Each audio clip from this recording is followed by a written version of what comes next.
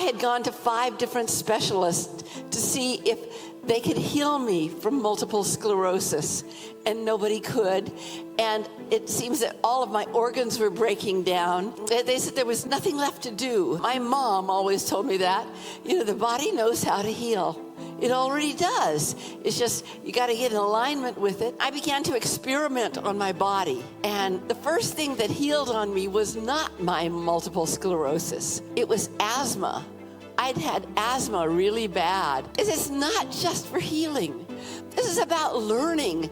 If you have trouble learning some subjects, this will help you learn better. It clears your head.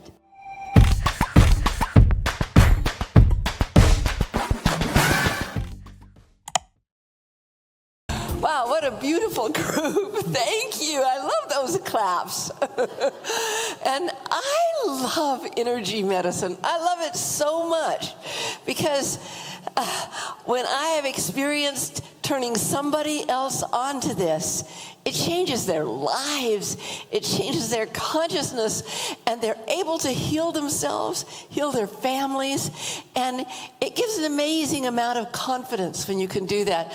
I truly would like everybody in the whole world to know these tools because it really makes a difference. What I'd really like is every government to have to do. We're going to teach you the daily energy routine this morning, and that's what I would like every government to do before they ever open their mouths, to balance their energies out so they're really in the flow and trustable. So my story is, this is what healed me. And it was a long, long time ago when I was 31. I had gone to 5 different specialists to see if they could heal me from multiple sclerosis, and nobody could. And beyond that, it seems that all of my organs were breaking down. And so they said there was nothing left to do. And I had 2 daughters. One of them's right there. And I wanted to raise my kids. And it's a very interesting thing that happened when I left the 5th doctor. It was like, whoa, I guess I'll have to heal myself. And I didn't know what I was doing or anything, but I knew that the body is self-healing. My mom always told me that. The body knows how to heal. It already does. It's just, you got to get in alignment with it. And she was a person who probably set me up in a lot of ways because she wouldn't take medicine of any kind. And boy, we live in a world where medicine is so overprescribed. I don't know if it's as much here in Estonia, is it? Somebody tell me. But in the United States, it's outrageous how people will just grab for a pharmaceutical instead of doing something that the body already knows how to do. And so I went home that day and I began to experiment on my body. And I noticed that if I laid my hand right down here by my groin and the other one on my knee, that it only took 3 minutes for the energy to hook up. Now, I couldn't walk very much, and some days I didn't walk at all. And so and there was just no energy in my legs at all, but it hooked up that day. And I went, whoa, this is going to be easy. And that's how I went about, experimenting on my body. And it's interesting. The first thing that healed on me was not my multiple sclerosis. It was asthma. I'd had asthma really bad, and my asthma went away. And I thought, that's so interesting. I wasn't even going for that, but it healed. And the other thing was I was allergic to wheats and grains. I was allergic to everything that grew out of the ground, and I just couldn't eat.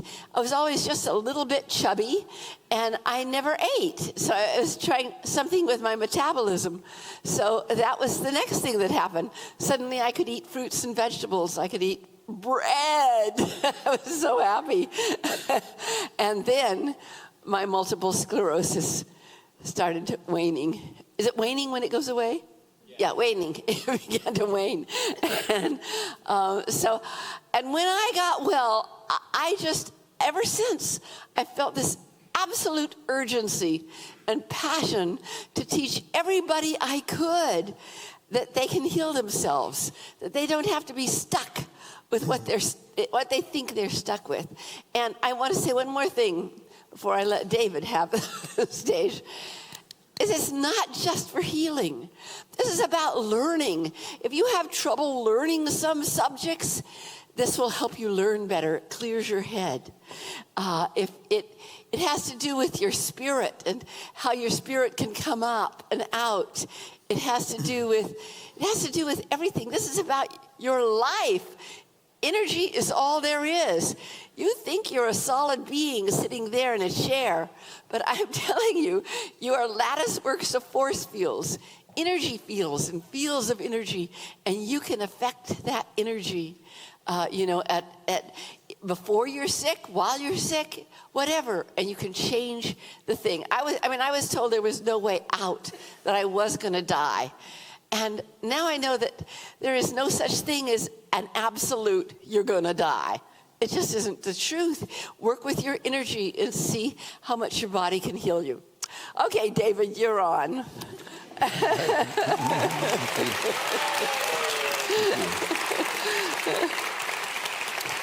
So Donna got into her energy work by healing herself from a major illness.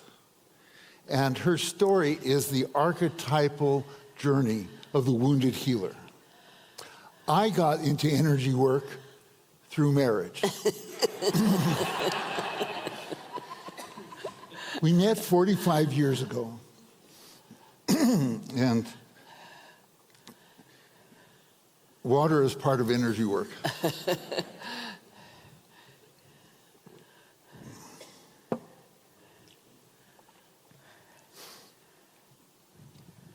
I've been on the faculty of the Johns Hopkins University School of Medicine as an instructor in psychiatry for 7 years.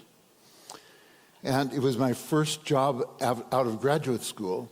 But Hopkins is in Baltimore, which is on the east coast of the US. And I wanted to get back to California, which is on the west coast, which is where my family was. So when I met Donna, she had just recovered from her MS. That's where I came into the story. And this girl was just on fire getting into her healing work. Now, I understood energy, but I understood it in very conventional terms. I understood it in terms of physics. Energy is the capacity to do work. Okay? That's what how energy is defined in physics. So Donna said she was doing energy healing. And I said, whatever. But for the next 20 years, I watched her become a legend in this work. We would get famous people calling our home, really famous people, calling our home to try to schedule a session. And it was really a very rich time to observe her career unfold. My career was very different. I'm a psychologist. And a lot of people were asking her to write a book about her work. And she just felt the press of all the people that were wanting sessions. And she didn't want to turn away from that. So she saw as many people as she could and just couldn't write the book. And I remember when she decided to write the book, when that changed. It was an evening. We lived in Ashland, Oregon, actually outside the town by about 15 minutes in a wooded area. And we would often get into the hot tub under the stars, under the trees in the evening to talk about our day. And she told me about the 4 clients she saw that day. And each one of them was an inspiring story. And I was sitting there just really kind of in awe at the way that people's lives were changing. And as she sat there kind of taking that in, she said, you know, it would be a shame for my work to die with me. And I believe that was the moment that she really decided to write a book. Now, I'd already written a award-winning popular book in my field, and she asked me to help her write her book. So that was where where I really got into what she was up to at a deeper level. And as the project began to really gain steam, we both cut our practices back to have time so we could focus on the book. And I would interview her and take notes. I'd interview her on some part of her work, and then we'd turn those notes into the next part of the book. And I was a tough interviewer. Back when I was at Hopkins, my most important project was that I was looking at therapeutic innovation. Okay, it was a really fertile time for psychotherapies. It was the early 1970s. The body was coming into psychotherapy. Spirituality was coming into psychotherapy. Hypnotic techniques were entering mainstream therapy. The use of language was changing in ways that helped the process go faster. And one of the things that I noticed, because I had the privilege of interviewing many of the innovators, many of the people that were pioneering these new approaches, and one of the things that I noticed was that these very sincere people had a very elevated sense of the impact of their method compared to the actual impact. And part of my job was to ask tough questions. So I'd say, how do you know that it's having that kind of impact? But it was still extremely exciting time to be in the middle of all these people that are reshaping the field. And now, in 2022, we look back on where therapy was in the 1970s, and it's become so much more sophisticated, so much more powerful because of those innovations from long ago. So there I am working with Donna and kind of still a little unsure of what she means by energy. And as I begin asking her questions, I discover something that I never realized about her work, and that is that she is highly empirical. Empirical is the core of science. Empirical means that you draw your conclusions based on observation and experimentation. Now, I thought that it was her enormous heart and uncanny intuition that was really making the difference, but there was much more to it that I didn't realize. So a client would come in and lie down on the treatment table, and she would look to see where the energies were disturbed, where they were not flowing correctly, and she would see it just, we already mentioned earlier when we were introduced that she can see energy. She could see flows and streams and circles and colors just as clearly as you can see the colors on the screen. She's always seen that. Her mother, her sister, her brother all see energy. And it may not be inherited. It may be that it was part of their family culture. So they grew up expecting to see it very early. And so that was...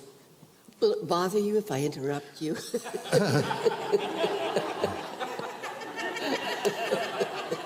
I think that is kind of under the dam already. Okay. I just want to... Please, speak up. I just want to say that I was 20 years old before I found out that the whole world didn't see energy. I thought everybody did, and I was stunned, shocked. I mean, it spun me out. I didn't know how everybody made up their mind to do anything or which direction to go, or, it was very, very hard. And okay, that's all I needed to say. Yes, thank you. Okay. It's really hard at conferences like this when your wife can see who you're attracted to.